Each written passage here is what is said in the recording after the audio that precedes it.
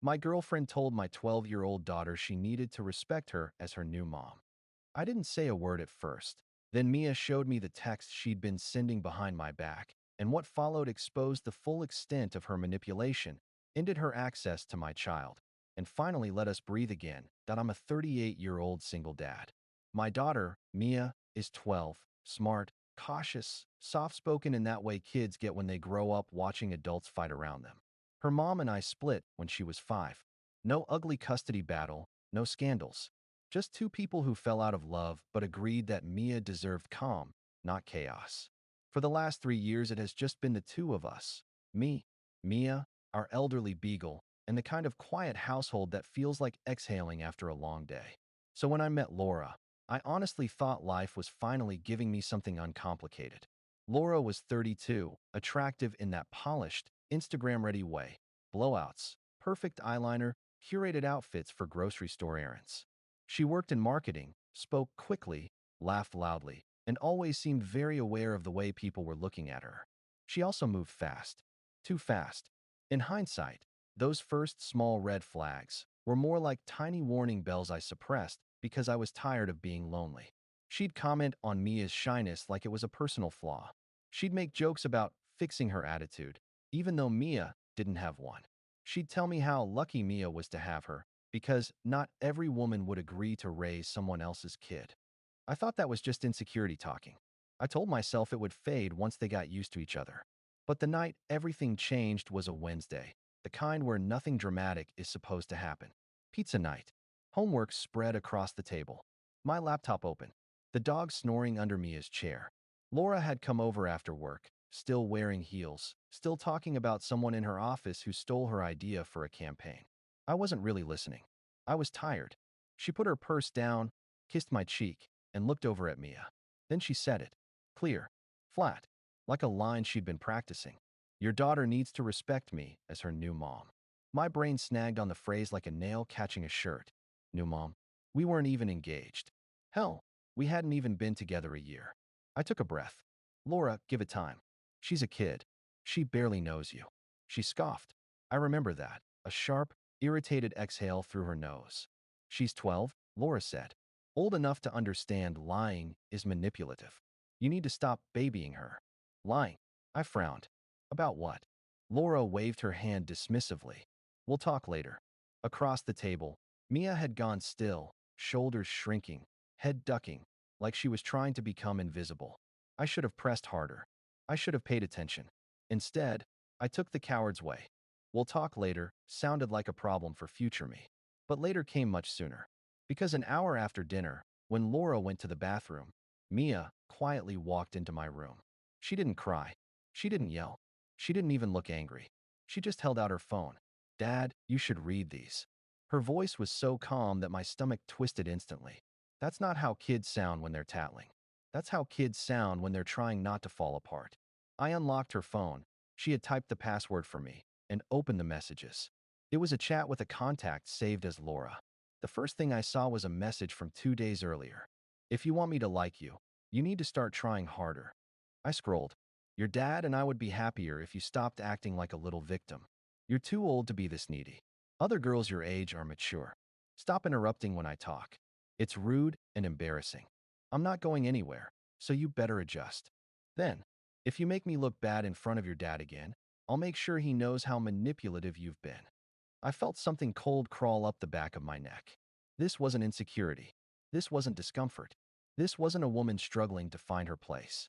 This was control, cruelty, coercion, directed at my 12-year-old child. And then I saw the one message that made my hands shake. You need to respect me. I'm going to be your new mom, and kids don't talk back to their mothers. Sent yesterday. I stared at the screen until the words blurred. Mia stood there silently, twisting the end of her hoodie sleeve between her fingers. She wasn't crying. She looked tired, like she'd been carrying this alone. Why didn't you tell me sooner? I asked gently.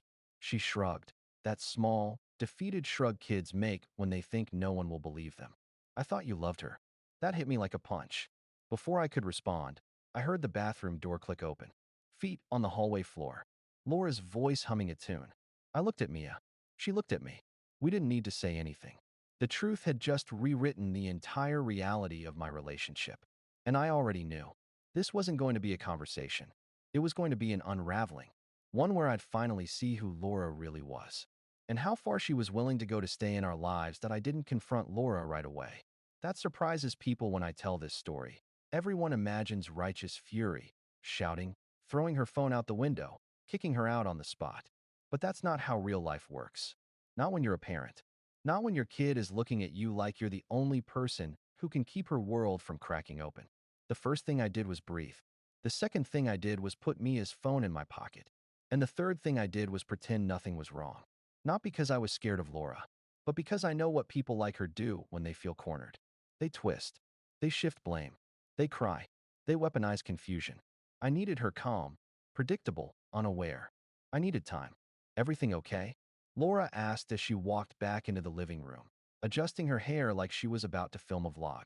I looked up from my laptop, smiled gently, the way I'd practiced in client meetings when someone lied straight to my face. Yeah, just helping Mia with her science project.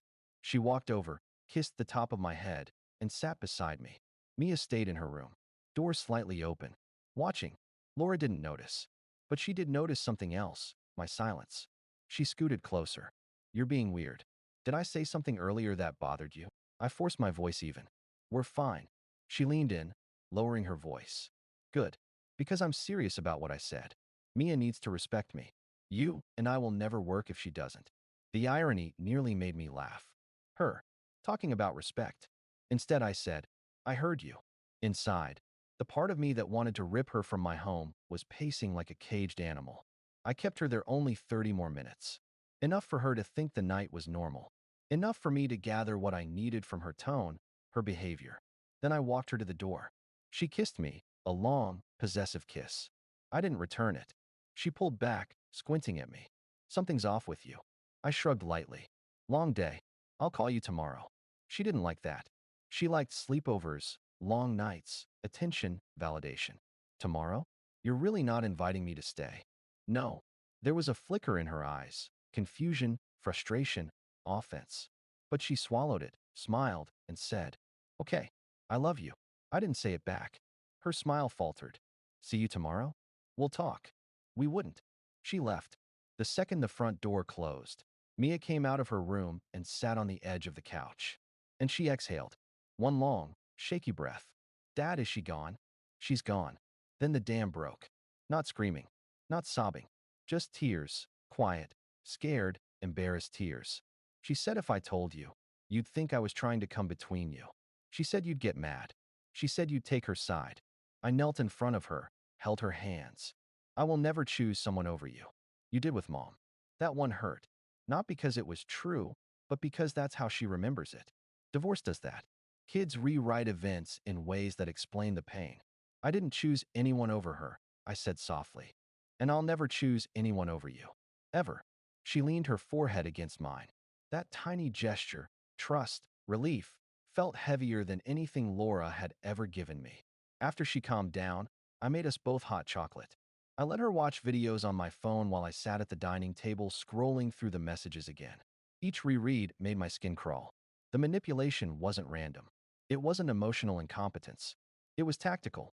She'd been trying to wedge herself into a parental role by crushing Mia's confidence, isolating her emotionally, and making me believe my daughter was the problem. Classic coercive behavior. And the most disturbing message was one I hadn't fully registered before. Your dad listens to me. Not you. You should remember that. That told me everything I needed to know. It wasn't jealousy. It wasn't insecurity. It was territory. She wanted power, not family. And she'd use my daughter to get it. I screenshotted everything. Then I used my work phone to take photos of the screenshots. 2 copies. One uploaded to the cloud. One emailed to myself. One printed later. I wasn't going to let her explain this away. I wasn't going to give her space to manipulate the narrative. I needed evidence. And I needed a plan.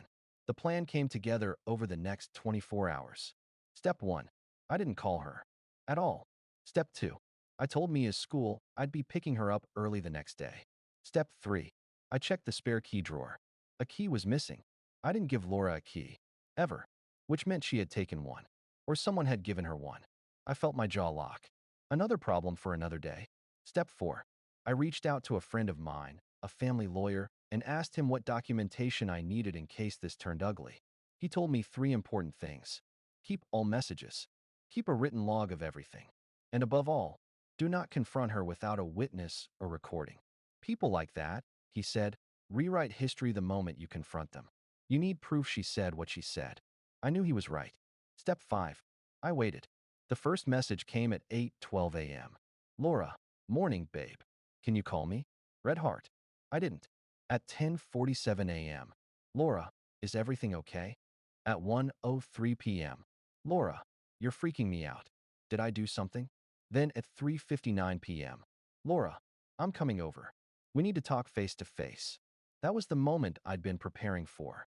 Because the minute she typed those words, everything in my gut told me the same thing. She wasn't coming here to talk. She was coming here to control the narrative, to manipulate, to cry, beg, blame, twist. I needed her to talk freely, before she knew I'd seen the messages. So I picked up Mia from school, brought her to my sister's house, hugged her, told her everything was okay. Then I drove home. I parked in the driveway and waited. And when Laura's car rolled up behind mine, I could see her expression through the windshield. I wasn't seeing my girlfriend. I was seeing the person who had been texting my daughter behind my back. I was seeing someone who believed she already owned a place in my home and in my child's life. There was no reality where this conversation ended peacefully, and I didn't know it yet. But the thing she was about to say would make those text messages look harmless. Because Laura hadn't just been manipulating Mia. She'd been planning something far worse. Update. The confrontation didn't happen the way most people imagine. Shouting, dramatic doors slamming, police sirens. No, this was calculated. Cold. And I stayed several steps ahead the entire time. Laura showed up at the front door like she owned the place, high heels clicking on the tile. She had her phone in one hand, a forced smile on her face, like she expected me to melt the second I saw her. I didn't answer immediately. Instead, I peeked through the peephole, confirmed that the messages Mia had shown me were still on her phone, visible in her thumb preview. She hadn't deleted a single one. When I opened the door, she immediately tried to hug me. I just want to talk, she said. I stepped back. Firmly, calmly. We'll talk. But not like this, I said. She narrowed her eyes, sensing something had shifted. Her voice dropped. You're treating me like I'm a criminal. I'm your girlfriend. I didn't flinch. You've been texting my 12-year-old daughter behind my back. You've been manipulating her, trying to pressure her into thinking she needs to respect you as a mother figure she didn't ask for. That's not a girlfriend. That's not even human decency. Her expression flickered, a mixture of anger and panic, and she opened her mouth to argue. I held up a hand. Everything she showed me, everything I screenshotted, everything I backed up, it's all documented. You can deny it if you want, but you won't change what Mia knows. And you won't change what I've seen. Her face paled. For a moment, I saw her as she really was. Someone who thrived on control, attention, and secrets. Someone who hadn't counted on me being rational, careful, and prepared. You can't just make me out to be the villain, she whispered, almost pleading. I didn't make you anything, I said softly. You made your own choices. She tried to argue again, but I stopped her. Step 1, you're gone from this house. You don't have Mia's phone, you don't have a key, and you don't get to manipulate her anymore. Step 2, you get nothing in writing except what the lawyer agrees is safe.